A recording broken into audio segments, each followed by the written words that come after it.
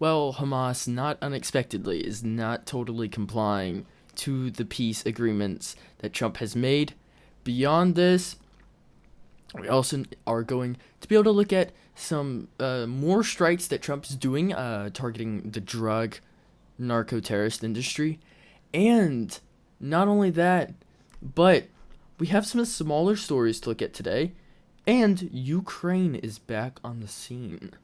Let's see what's going on with them. All this and more on the other side.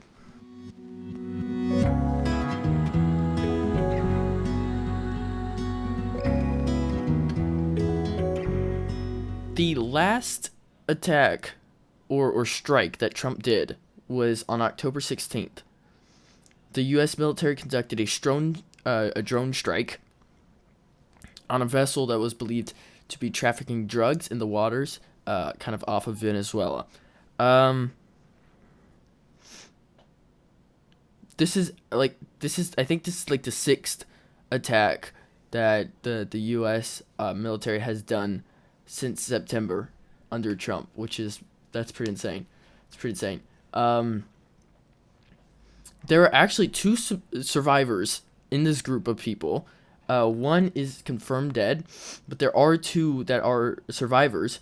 They were captured. They are being detained on a U.S. Navy ship right now. So more details as that comes about. We're going to be seeing where that all goes. Of course, the posts I do on the side, I'll be notifying you all with that. However, the fate and the legal status of the survivors is still actually unclear. So we still don't know a whole lot of information about them, which I assume we'll figure out at some point. But as for now, we do not have an idea as to where they're exactly from, where they were born, what they're doing, what their plans were. So we're gonna find this all out as the U.S. government releases these details. But they will be treated, hopefully, as prisoners of war. Because here's the thing, you can treat them as criminal defendants or prisoners of war, but because of the tactics used to neutralize this shipment, it has ended up being sort of like a prisoner of war idea. This was an attack, this was a drone attack, and because that's methods used in warfare, I think these should be treated as prisoners of war. The thing it's quite possible that they will have there will be sides that's kind of like a criminal defendant. So like if someone committed a crime, in the everyday, they're a criminal defendant. It's when someone goes to court, the person who committed the crime becomes the defendant. So that's basically the whole question, because there's not really been any information on them, so everyone's wondering, are they going to be treated like prisoner of war or maybe like a criminal defendant? Well, seeing as they're not American citizens, which is a case I make a lot, they will probably be treated as prisoner of war. I see that's the most viable way of doing this. I see that as the most logical way. So I assume they will be treated as prisoner of war. We'll see as that goes on. However, let me explain narco-terrorists for a second, because I think this is pretty important. These are groups originating mostly from Venezuela. Basically, these people are shipping drugs that in the past of America have killed a lot of people.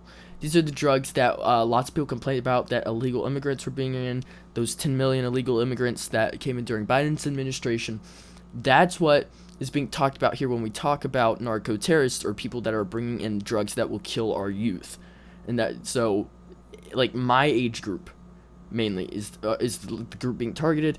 It's people who kind of want to be rebellious, and they kind of want their own lifestyle, so they decide that doing a drug is a good idea. And when they do that drug, they end up getting hooked, and then their life can be taken because they are doing it so much. These drugs attack the brain, they attack your nervous system. These things are insane. They're incredibly addictive, especially drugs like fentanyl. Extremely addictive, very fatal. So these are terrorists. These are people, coming into our country, selling these drugs for extremely high prices to make money off of literally, practically killing our youth. So it's something totally absurd. So I can see why this is like under a wartime, like legal framework. Basically, I can see why Trump is doing that, and it makes a lot of sense. And I can't say I even disagree, because this is technically waging war on our youth. This is killing a lot of people. Now, you may be of the point of view that, it's their choice if they buy it. It's not the people selling it. It's not their fault. It's not their fault. It's not entirely true. Why? Because if you create the object that is killing someone, knowing it can kill them, and like the possibility is quite high that it will kill them, then you have basically subscribed to what it will do to that person. You have subscribed to its powers, and you sell it to that person full well knowing that it can do this to them. And that's what these people are doing, just to make money. So 28 people have been killed in these operations, these 6 operations that Trump has done, that, as far as we know, on these narco-terrorists, which again, he's doing it for the good of our country. If you can't see that, well, look a little deeper, because if you take a look at the drug use during Biden's administration, it was incredible. It was astronomical. And so you have to take that into perspective. You also have to realize that he is keeping our country safe. He's doing it in a very efficient way. Very efficient way. These are people who will kill. And I mean, even if you take it at its most base level, right? I have been to, in ministry, right? In ministry, out evangelizing, telling people about Jesus. I have been in places where there's a heavy drug atmosphere. There are a lot of people who are doing drugs. It's a very intense atmosphere. It's a very heavy atmosphere. It's very strange. I do not recommend it at all. But I will tell you that people will kill for drugs. If they're hooked, they will kill for it. They will not stop. And people who sell the drugs will also kill.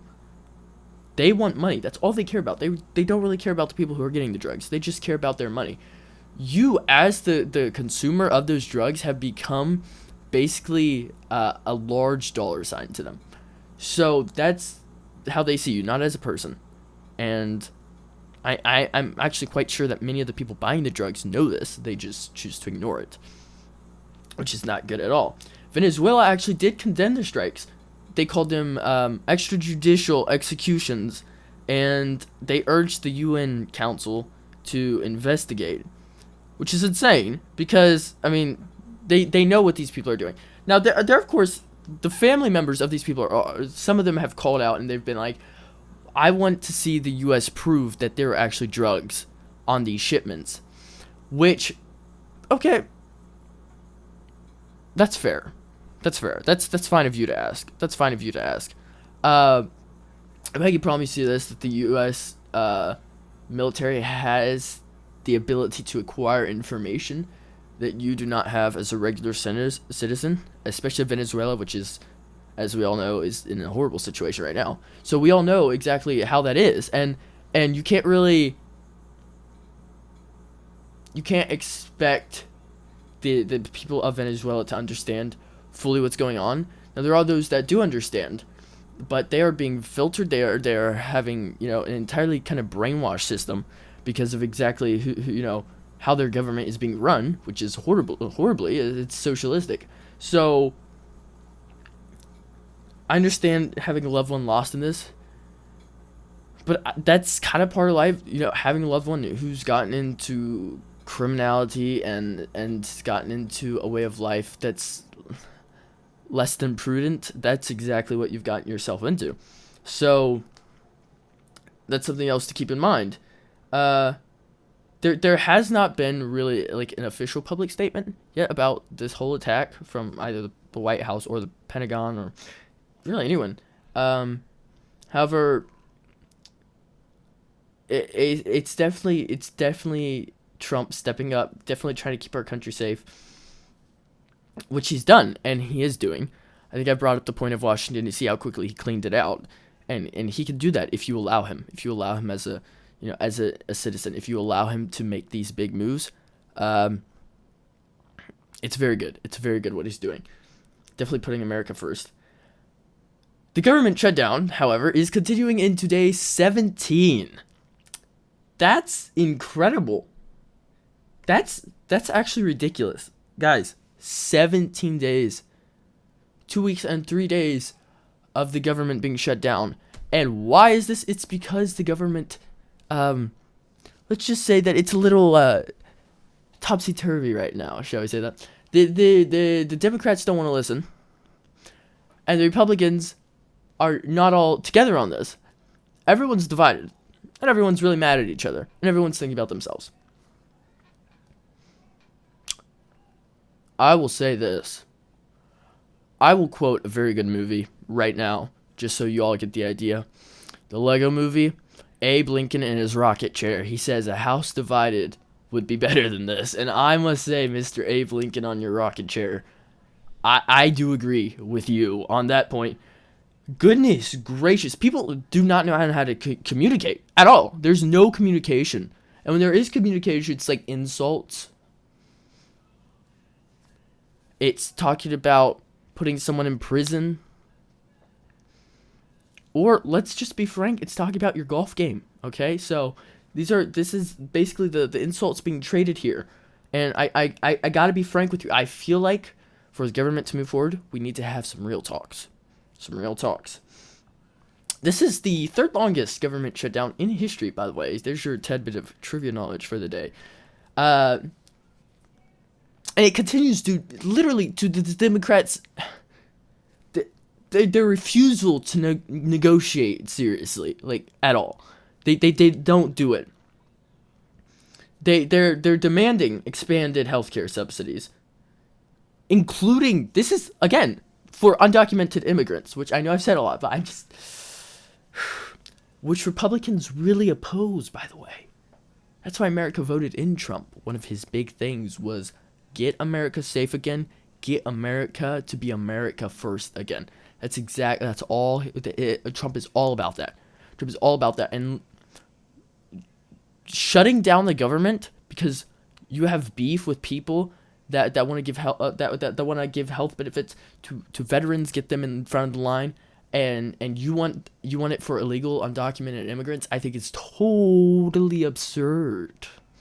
You've lost what America is. I'm sorry, you just have. You've just lost what America is.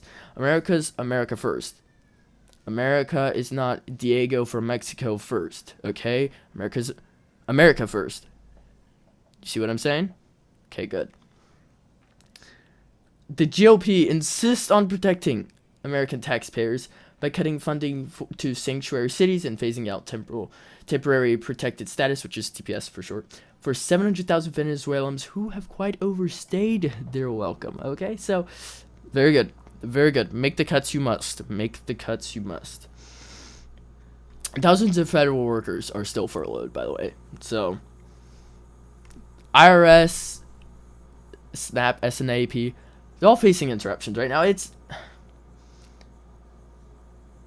I don't know. This is insane. I'm still, like, I know I've been covering this. I think this is my third episode during the shutdown. But it's absurd.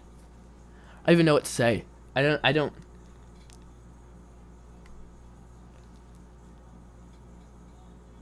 even know. I've already pointed out, that they're doing this knowing this is withholding pay from our government. This is withholding pay from our soldiers. They know all this stuff. This is hurting our economy. Prices are going to shoot up. Yeah, this is just horrible. Representative Andy Barr, who is a Republican, vowed to resist the Democrats' $1.5 trillion wish list. And quite rightly so. It basically threatens rural healthcare funding. And overall economic stability is threatened totally by this $1.5 trillion, as if we were not in debt enough. I talked about Kamala's sinking ship that was already at the bottom of the sea. She was still sinking it, though.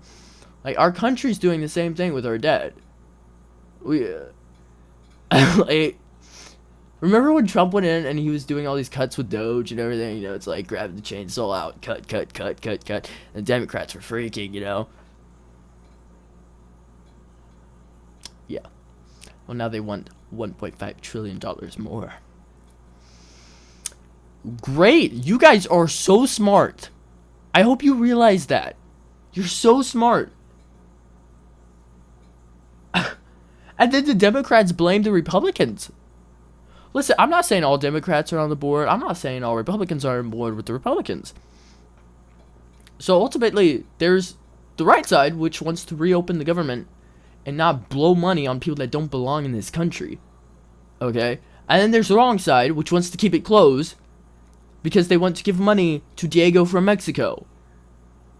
And I do not want to give money to Diego from Mexico. Now, if Diego from Mexico wants to come in legally and become Diego from Ohio, well, he can do that. I'm totally fine with that. But while he's Diego from Mexico and not supposed to be here, no, sir, he is not getting the money. Okay, so stop with this. Something I kind of wrote this down just for myself. I don't know. I use my script a little bit, but like, basically, the Democrats' narrative is blaming the Republican for the shutdown, but they ignore their own refusal to compromise. This is evidenced by, like, Senator Elizabeth Warren. I mean,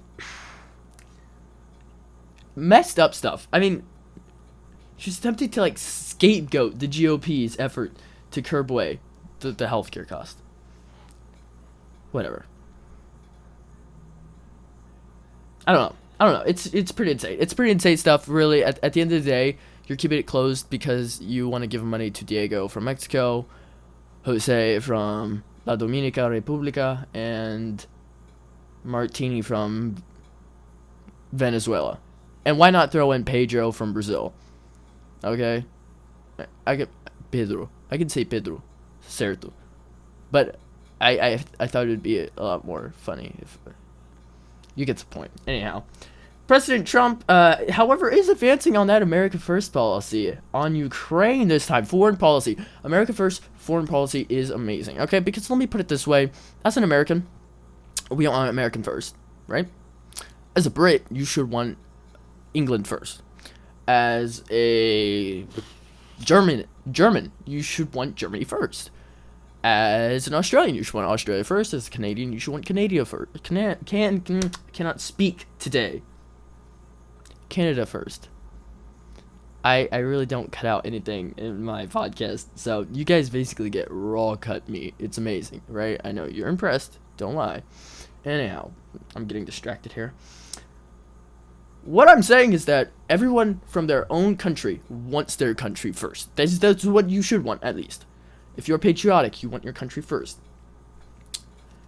During the shutdown, President Trump hosted the Ukrainian president, Volodymyr Zelensky. I crushed that, I know. At the White House.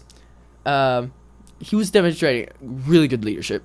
I mean, I'd say pragmatic diplomacy, man. Like,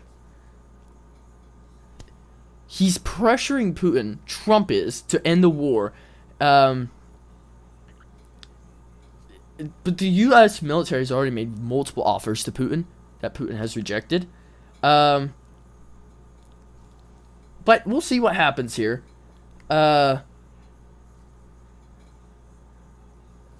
People are questioning, like, who really influences the U.S. foreign policy.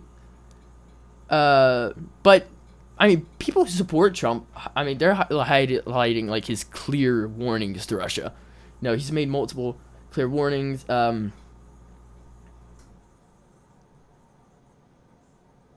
don't know. It's very interesting to see. Russia claims it's de-escalating. But we'll see. We will see. This is a war that's, like, confused people for so long. Because everyone's just sitting around. It's like 2 years ago we thought there was going to be peace. Nope.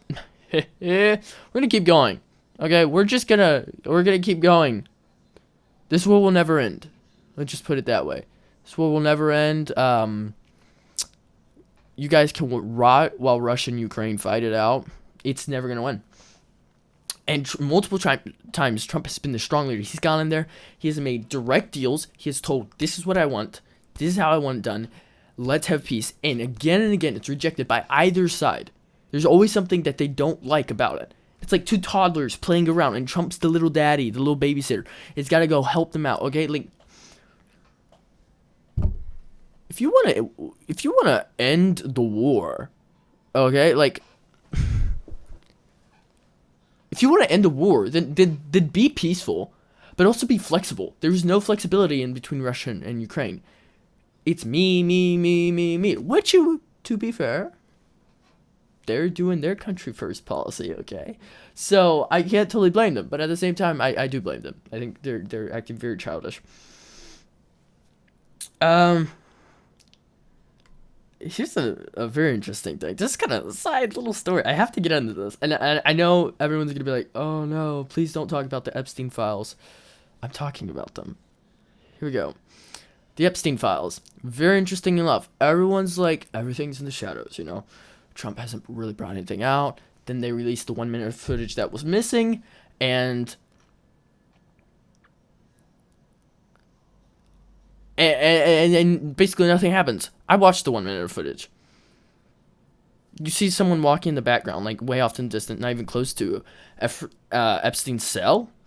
So it's very interesting. Very, very, very interesting. But rumors are swirling about the forthcoming Epstein files, which could expose a significant scandal involving former President Obama, who's already got an interesting marriage situation, shall we say. One day I should just do an episode on Michelle and have an absolute heyday. I would love that. But we're gonna see if anything has to do with Obama. There are many analysts that are just like zoning in on this. Like, it's very possible. If it's possible, and if it does happen, trust me, if Obama has anything to do with Epstein, it's gonna come out.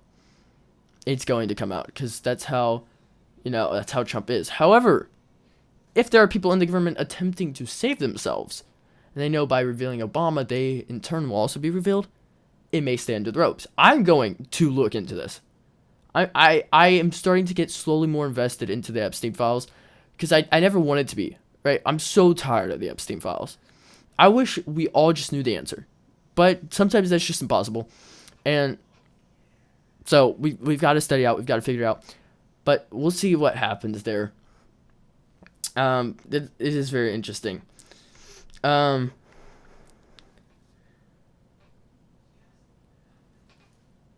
a few quick things here. First off, Governor Tim Walz creates a law granting undocumented immigrants free IDs, and it's basically threatening election integrity by enabling illegal voting, which is something we saw actually when Biden was letting in all these illegal immigrants. The promise that you come in and you vote for me. I let you come in. So I let you come in. You vote for me. Diego from Mexico. You come right here and I tell you all about it, alright? You're going to vote for me and it's going to be great. If you vote for me, I'm going to pay for a very nice hotel in Vegas. Muchos tacos. You like tacos? Much McDonald's? You love your McDonald's? I do not. See what I'm saying? Like, bring the people in.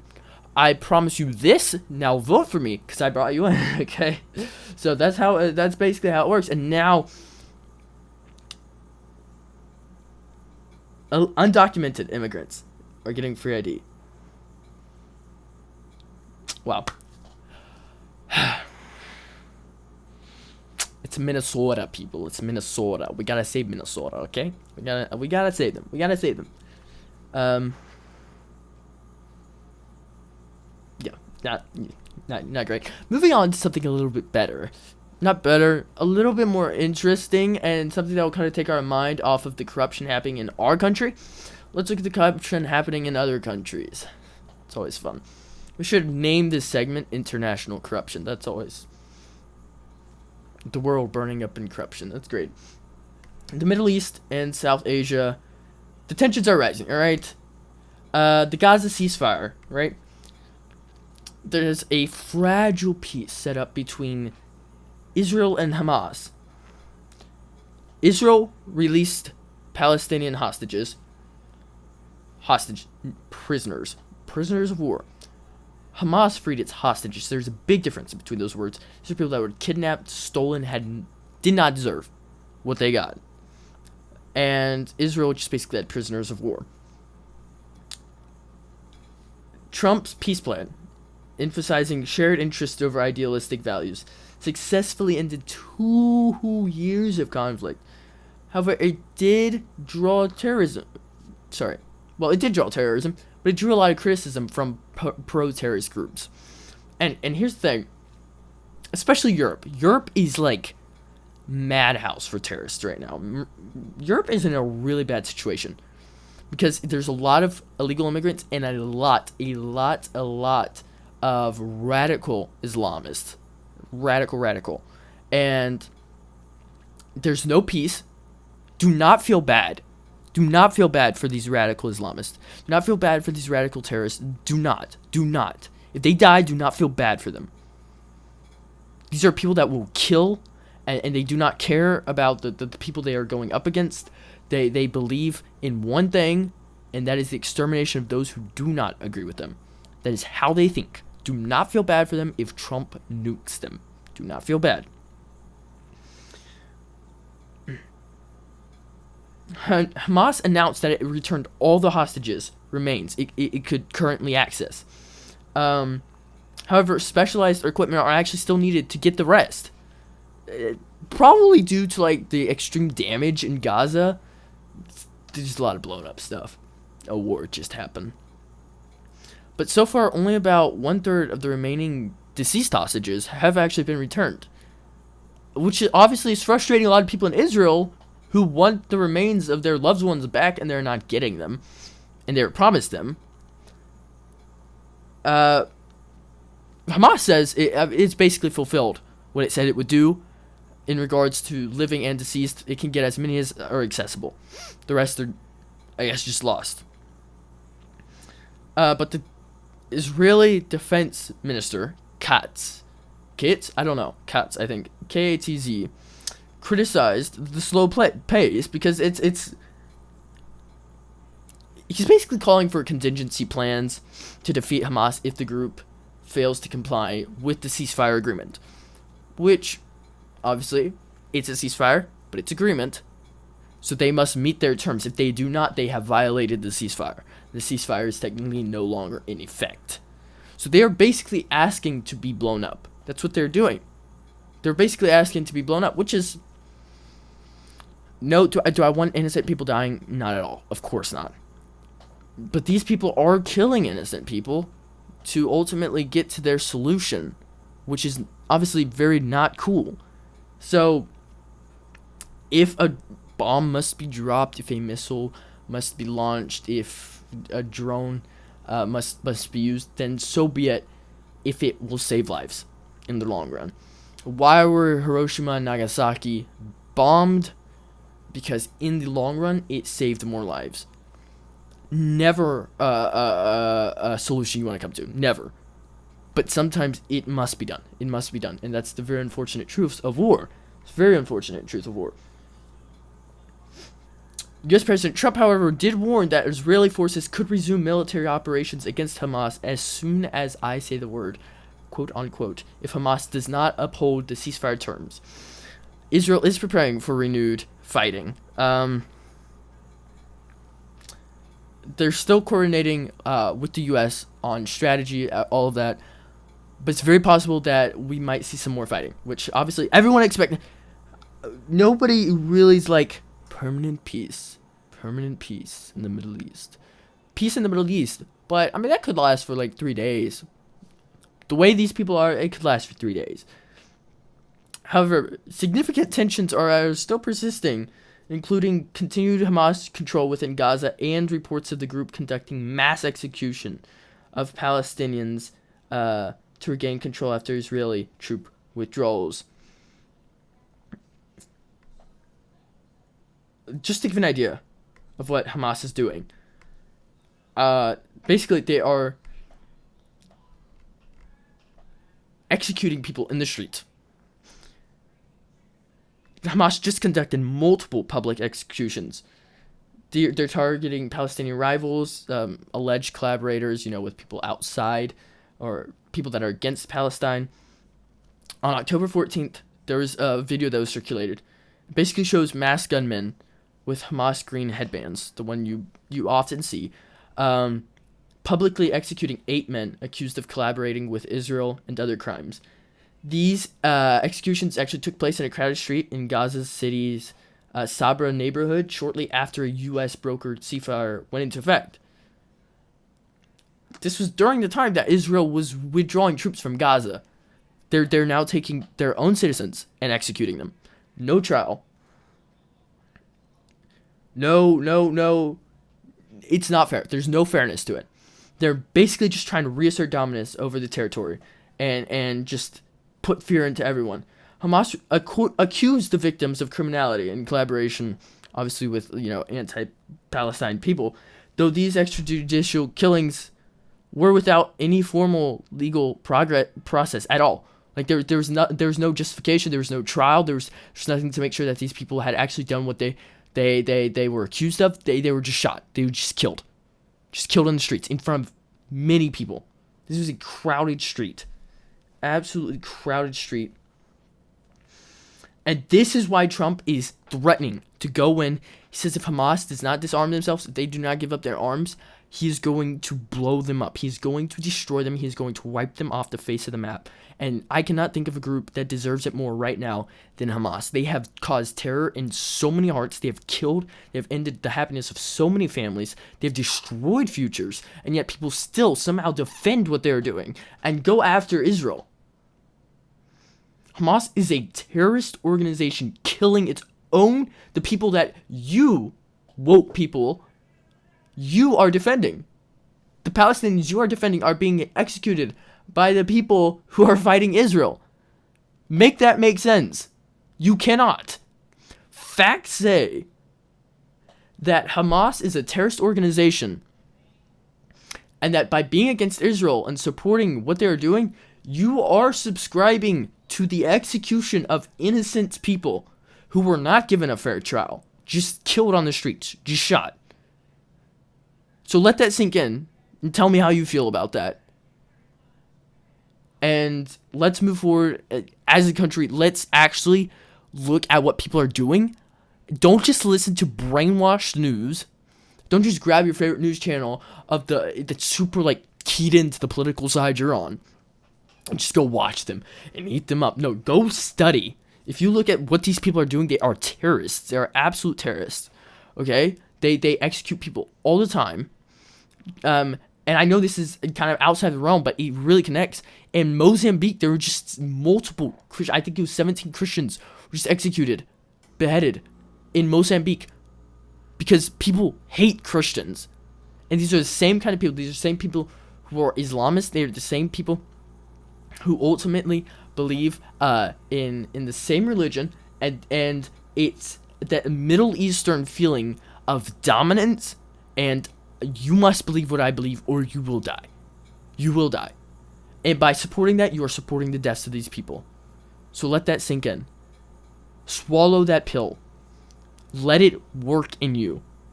Actually open your ears and figure out what's going on. Do not be brainwashed. Do not be brainwashed. That's what I'm trying to say. I hope you all enjoyed this one. We'll see you all in the next one. God bless the USA. Stay safe. And let's try to get this government open. Again, the world is very strange, but I'm still stranger. So I will see you all in the next one. God bless.